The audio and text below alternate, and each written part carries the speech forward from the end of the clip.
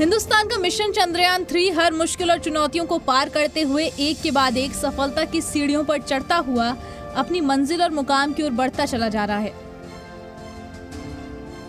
Mission moon की एक और सीढ़ी को पार करते हुए आज देर रात 1:50 पर विक्रम लैंडर की सफलतापूर्वक डिबूस्टिंग की गई, यानी चंद्रयान की रफ्तार और धीमी करने में सफलता मिल गई है। इस बात की जानकारी खुद इसरो ने ट्वीट कर दी।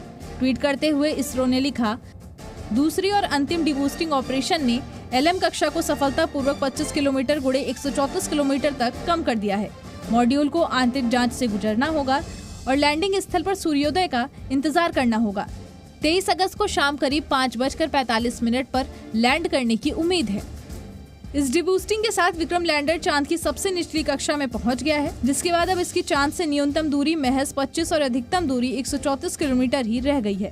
यानी हमारा चंद्रयान अब बिल्कुल चांद के दरवाजे पर दस्तक दे रहा है। चंद्रयान 3 को अब चंद्रमा की सतह पर सूर्य के उदय होने का इंतजार है। अभी चंद्रमा पर रात है और 23 तारीख को वहां सूर्योदय होगा। विक्रम लैंडर सूरज की रोशनी और ताकत का इस्तेमाल कर अपने मिशन को आगे बढ़ाएगा। रोवर दोनों ही पावर जनरेटर करने के लिए सोलर पैनल यूज करेंगे।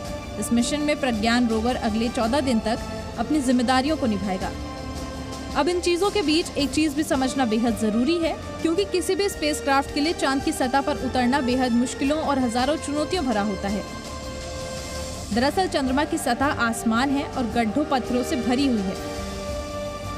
इस तरह की सतह पर लैंडिंग खतरनाक साबित हो सकती है।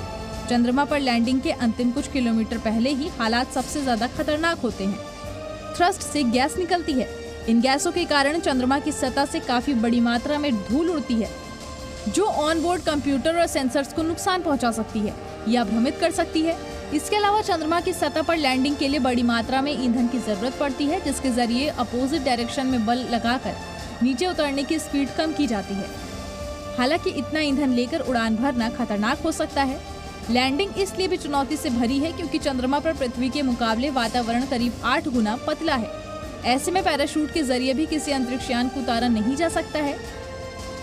इन सब के बीच इस बार इसरो ने पुरानी गलतियों से सबक लेते हुए गलती से भी कोई गलती ना हो इसका पूरा इंतजाम किया है। यानी इस बार चांद की धरती पर कदम रखने में गलती की कोई गुंजाइश नहीं है। चंद्रयान मिशन 2 ने चांद से आखिर 2 किलोमीटर दूर अपना मिशन अधूरा छोड़ा था। इस मिशन की क्रैश लैंडिंग हुई थी, लेकिन हमारे वैज्ञानिकों ने चंद्रयान 3 मिशन की सफलता के लिए लैंडर की तकनीक में बड़ा बदलाव किया। विक्रम लैंडर के लेग्स को बहुत मजबूत बनाया गया है। अगर विक्रम को किसी बड़े गड्ढे में भी लैंडिंग करनी पड़ी तो उसे कोई मुश्किल नहीं आएगी। इसे लेजर डॉपलर वेलोमीटर कहते हैं। इस लेजर की रोशनी लगातार चांद को छूती रहेगी। इसरो के कंट्रोल रूम में बैठे वैज्ञानिकों का इस पर पूरा नियंत्रण रहेगा। हिंदुस्तान का चंद्रयान 3 चांद पर तिरंगा फहराने और इतिहास रचने से महज चंद कदम ही दूर है। लेकिन इन सब के बीच रूस के मिशन मून में एक बाधा आ गई है। न्यूज एजेंसी रॉयटर्स के मुताबिक लूना 25 एयरक्राफ्ट में तकनीकी खराबी आई है। दरअसल ऑर्बिट बदलने के दौरान इसमें इमरजेंसी की स्थिति बनी।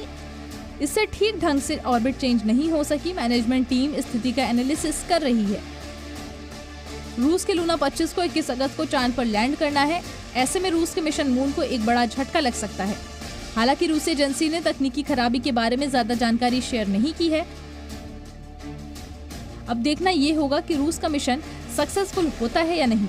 लेकिन हमारा चंद्रयान 3 एक के बाद एक सफलता की सीढ़ियां चढ़ता जा रहा है। ऐसे में विक्रम का विजय होना तय है। ब्यूरो रिपोर्ट, जी न्यूज़।